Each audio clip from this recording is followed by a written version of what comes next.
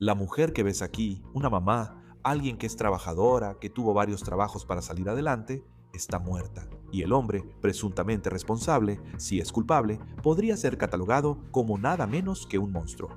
Kevin Monica. Las autoridades dicen que ese hombre torturó a esta mujer durante horas dentro de su casa en las afueras de Chicago, en un ataque que supuestamente fue grabado. Y ahora estamos descubriendo que no fue la primera vez que este presunto asesino supuestamente lastimó a esta víctima solo este año. Esto es On the Case, presentado por Law and Crime. Soy Chris Stewart.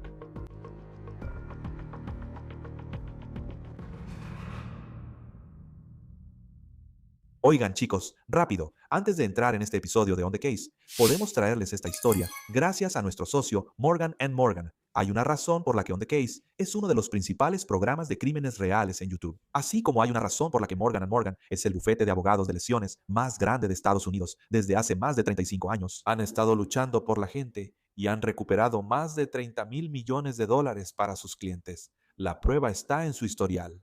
Con más de 1.000 abogados en 100 oficinas en todo el país, Morgan Morgan es como contratar a un ejército para ir a la batalla por ti, un equipo que luchará con fuerza para conseguir que sus clientes reciban la compensación que merecen. No todos los bufetes de abogados son iguales. Si contratas al equivocado, podrías perder antes de siquiera empezar. Así que si alguna vez sufres una lesión, puedes consultar a Morgan Morgan y no cobran a menos que ganes. Para más información, puedes ir a fortepeople.com/OTC. Puedes hacer clic en el enlace de abajo o escanear el código QR en tu pantalla.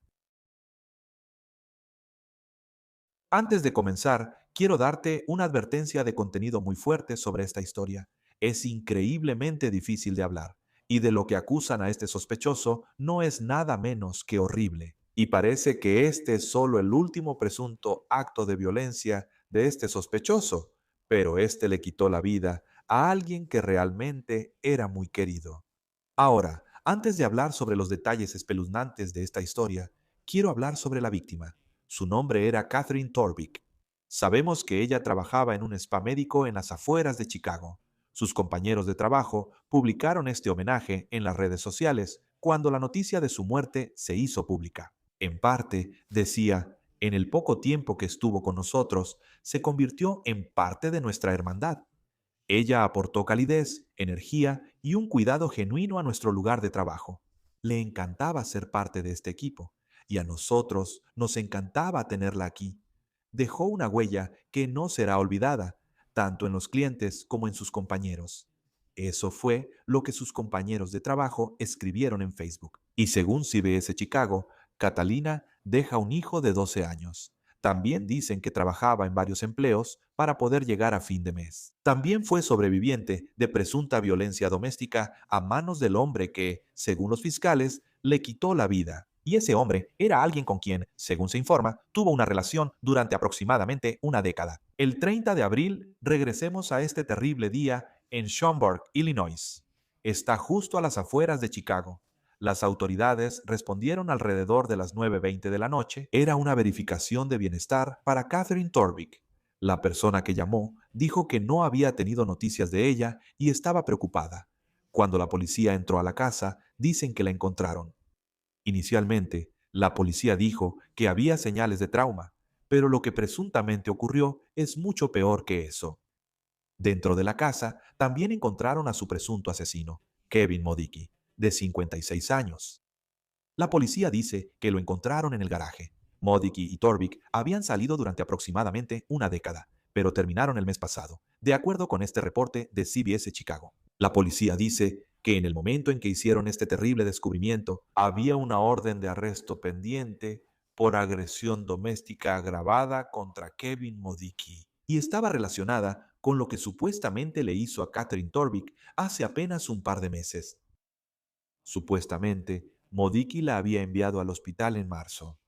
Ahora, obviamente surgen grandes preguntas cuando escuchas eso sobre cómo pudo suceder esto, considerando que hacía poco las autoridades sabían que Motiqué presuntamente había sido violento con la víctima en este caso, Catherine Torbish. Ahora, documentos judiciales obtenidos por medios locales dicen que cuando la policía encontró a Modicki en la casa, él tenía un dispositivo de grabación en el bolsillo, y lo que dicen que contiene es el tipo de cosas que incluso los investigadores más experimentados recordarán para siempre. Alegan que Modiki no solo mató a Torvik, sino que supuestamente la torturó y la agredió sexualmente durante aproximadamente 7 horas. CBS dice que en un momento de esta grabación, cuando se escucha el horror en curso, se oye a Modiki decir algo como es hora de fiesta, y luego, supuestamente, la tortura continuó. Ahora, las autoridades afirmaron que la grabación comenzó alrededor de las 2 de la mañana y continuó hasta aproximadamente las 9:30 de la mañana. WGN informa que los últimos 4 minutos de esa grabación captaron supuestamente cómo Torvik fue estrangulado hasta la muerte. Los fiscales también dicen que se puede escuchar a Modiki. Ahora, antes de hablar sobre lo que más dijo en los terribles momentos previos a la muerte de Catherine Torvik, necesitamos hablar sobre su supuesto pasado violento. Sí, vamos a abrir. La gran inauguración será a finales de enero o a principios de febrero. Manténganse atentos para la fecha exacta. Así que, este es un video que encontramos en YouTube de Kevin Modicki en 2013 en la gran inauguración de un spa. Modicki tiene un hermano que supuestamente es cirujano plástico en el sur de California. En 2017, Kevin ayudó a su hermano a abrir un spa médico en el área de Chicago que se llamaba Modicki Med Spa. Ahora, aquí está Kevin en Facebook en agosto de 2021 invitando a la gente a que pase. Pero por esa época también vemos que las cosas no iban bien. Esta es una demanda entre Kevin y su ahora distanciado hermano y socio de negocios.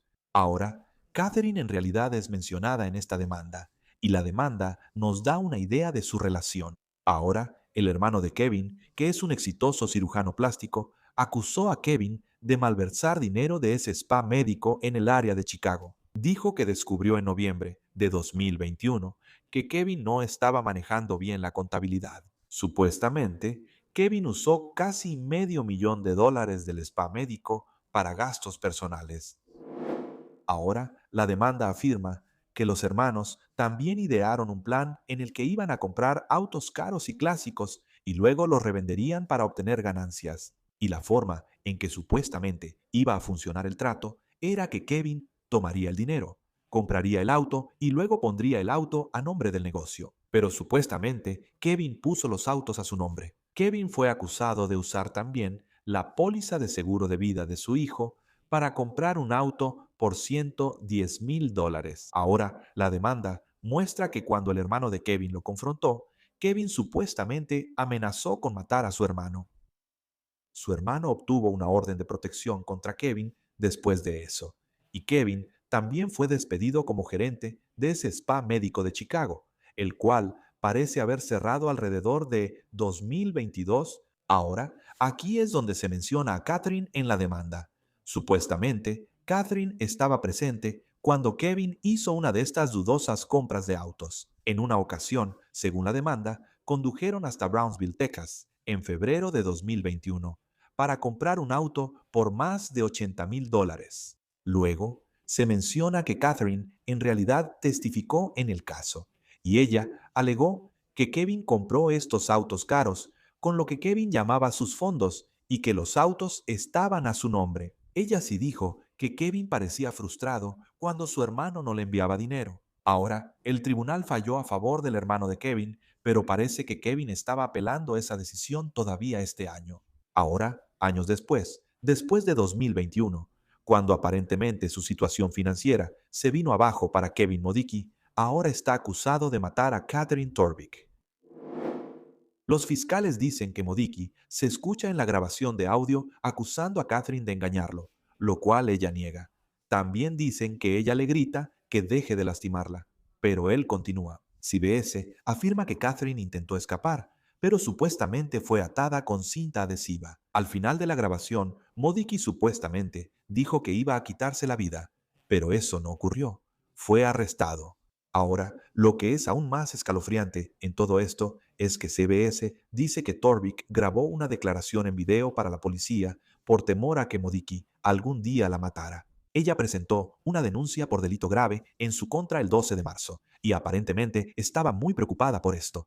El día 12 fue hospitalizada después de un presunto ataque por parte de Kevin Modicki. Ahora, al mismo tiempo, se informa que Modicki y Torvik vivían juntos en el momento del asesinato. Y la policía ha dicho que, según se informa, no estaban al tanto de eso. Modicki está ahora bajo custodia. Está acusado de asesinato en primer grado y 3 cargos de agresión sexual agravada. Debe presentarse nuevamente ante el tribunal el 23 de mayo. Acompáñenos ahora para hablar más sobre este tema. El comandante retirado de detectives del Departamento de Policía de Chicago, Willis Biller. Así que WBBM en Chicago fue el medio donde vi que había una orden de arresto pendiente contra Kevin Modicki, relacionada con un presunto incidente de violencia doméstica en marzo, que involucraba a la víctima, en este caso, Catherine Torvik. ¿Cómo? Y no tenemos todos los detalles aquí, pero ¿cómo suele funcionar eso? Si él la agredió en marzo, la policía iba a acusarlo de agresión agravada en contexto de violencia doméstica. ¿Cómo es que él sigue libre en la calle y tan cerca de la víctima al punto de que supuestamente pudo quitarle la vida? Sí, no estoy seguro de a qué se refieren con pendiente, ¿no? Lo único que se me ocurre sobre eso es, am, estaban esperando entrevistarla para emitir las órdenes de arresto, porque tienen que hacerlo con base en la información que ella proporcione. Pero con la violencia doméstica puedes detener a alguien sin una orden judicial. Puedes hacer un arresto sin que los denunciantes o la víctima pidan presentar cargos si ves evidencia de abuso. Quieren decir que la orden estaba pendiente porque ya se había emitido, pero no la estaban ejecutando todavía porque no podían encontrarlo. No sé exactamente a qué se refieren ahí, pero es una situación terrible por donde se le vea. Orden pendiente, no estoy seguro de qué significa eso. Pero por Dios, qué caso tan terrible. Lo es, ya sabes, y en un momento hablaremos de la grabación de audio y el horror que quedó registrado en ella, según la policía. ¿Sabes? Cuando ves estas situaciones de violencia doméstica, son increíblemente difíciles. Esta era una pareja que, según se informa, había estado junta aproximadamente una década. Y supongo que si eres policía, incluso en este caso, no está claro cómo se juntaron esa noche, como quién fue a dónde. Sé que se está informando que todavía vivían juntos hasta cierto punto. ¿Cuáles son los retos que enfrentas en un caso como este donde, ya sabes, claramente hay un historial de violencia física aquí? ¿Qué pueden hacer los policías para asegurarse de que dos personas se mantengan alejadas una de la otra o que él pueda mantenerse alejado de ella? Es muy difícil, ¿no? Si una de las partes o ambas partes no lo hacen,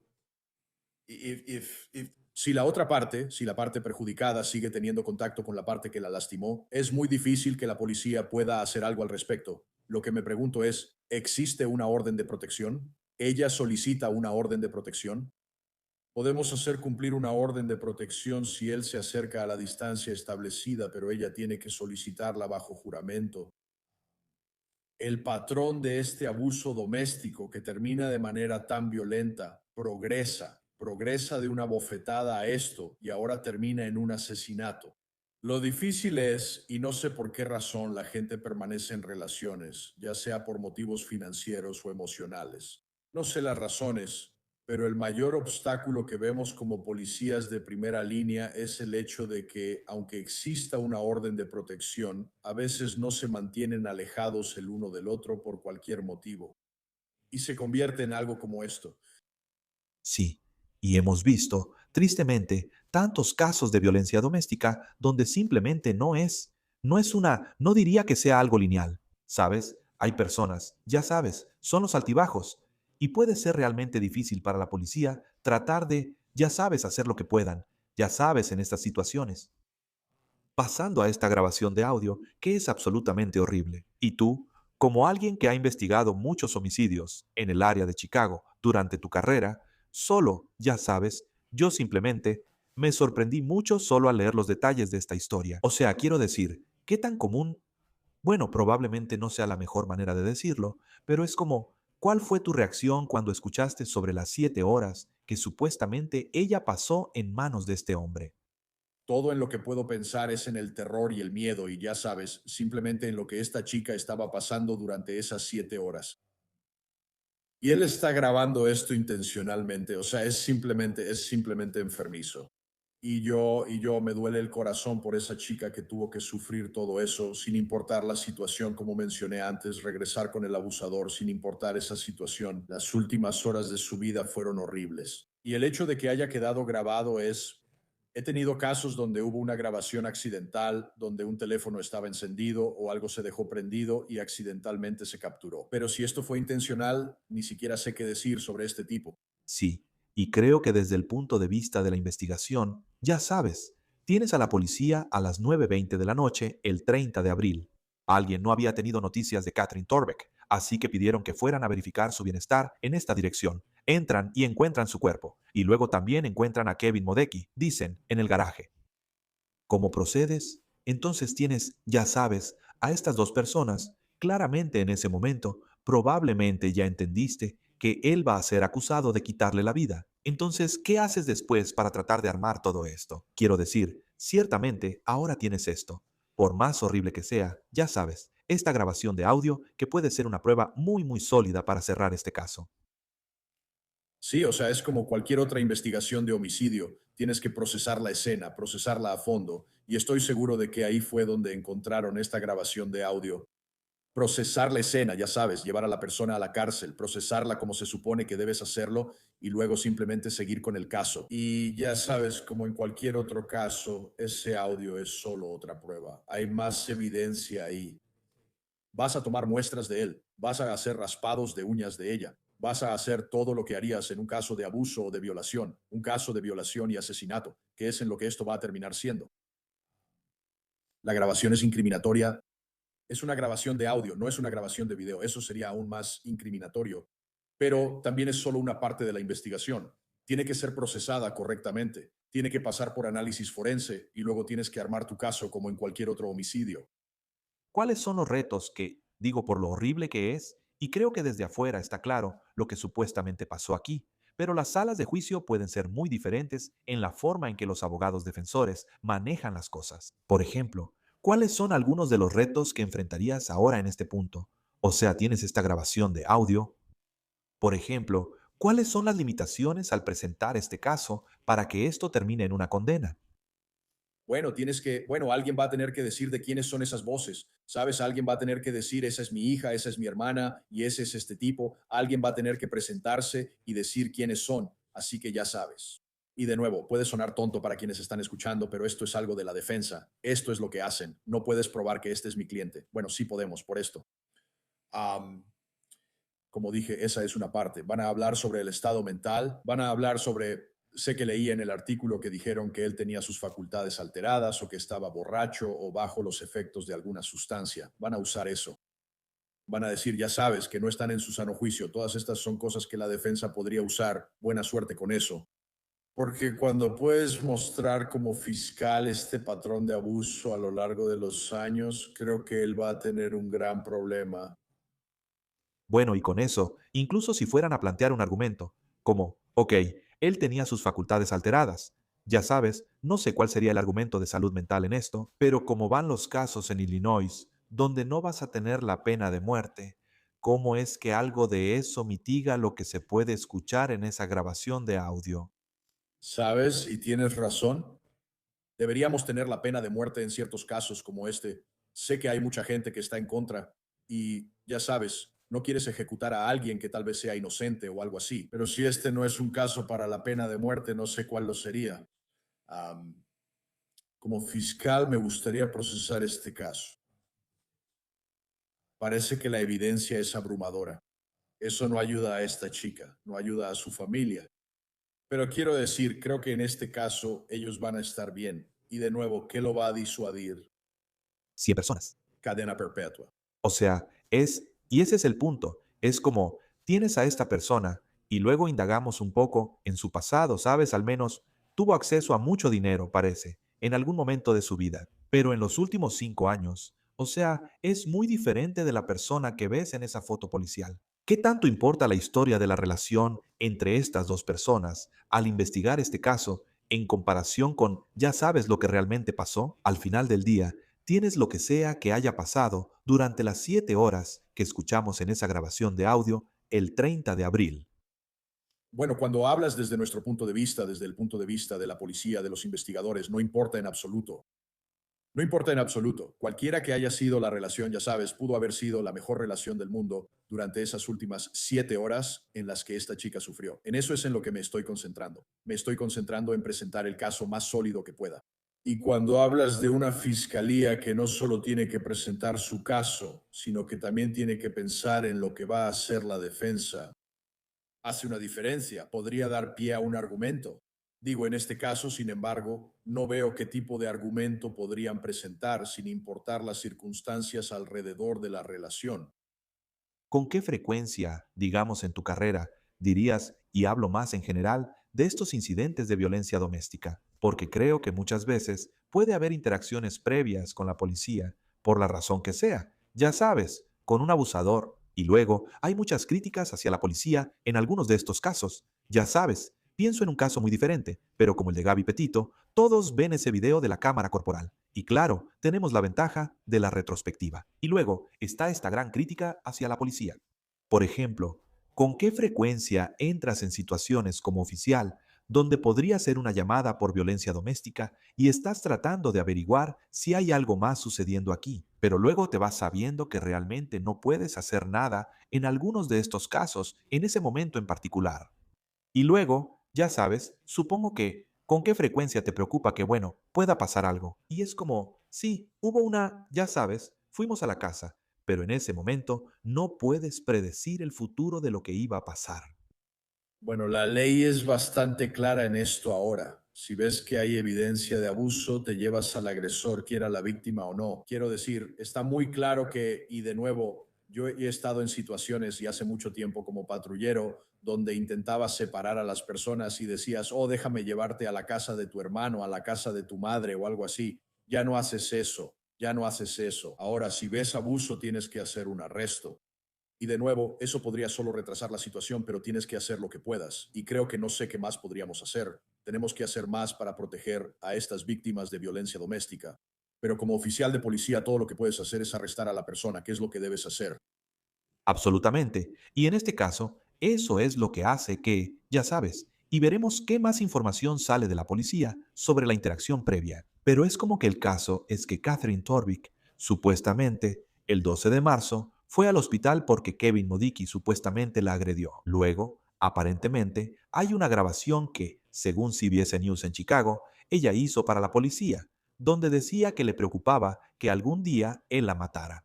Y luego tienes este incidente. Solo con esa información que conocemos hasta ahora, ¿qué es lo que más te llama la atención? ¿Cuáles serían algunas de las preguntas que todavía tendrías sobre el contexto de esa situación? Porque mucha gente solo trata de entender cómo se llegó a este punto.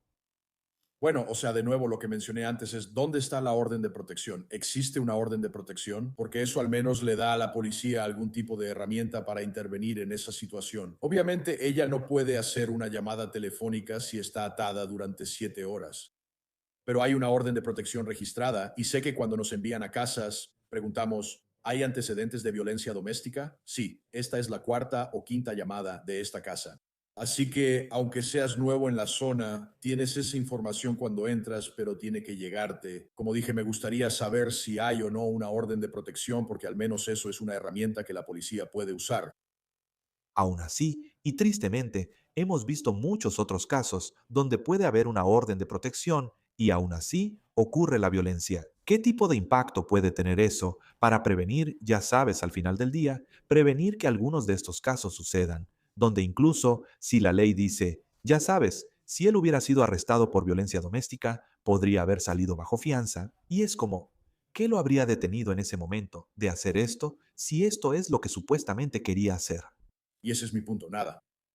Ese es mi punto. Tiene que haber otras medidas para ayudar a proteger a las víctimas de violencia doméstica. O sea, tal vez, no sé si sean más refugios para que puedan alejarse de la situación, ya sabes, más lugares a donde puedan llevar a sus familias. Es que es algo horrible porque, ya sabes, hablo de la orden de protección, que está bien tenerla porque al menos tienes un papel con el que puedes actuar, pero al final es solo un papel. Y al final, si el agresor quiere llegar a esta persona y está a su alcance, no puedes detenerlo. Sí, y es simplemente un caso horrible, horrible. Es realmente difícil repasar los detalles de lo que supuestamente está en esa grabación de audio, y tienes que pensar incluso en los detectives, los investigadores, que tienen que escuchar cada segundo de eso y anotar lo que estaba sucediendo. ¿Sabes? Estoy seguro de que es el tipo de cosas que marcan la vida. ¿Sabes? Simplemente no lo olvidas. Quiero decir, incluso leerlo en papel es realmente difícil. Comandante retirado de detectives del Departamento de Policía de Chicago, Wilson B. Larr. Siempre es un gusto tenerte en Long Crime. Gracias por acompañarnos. Gracias, Chris.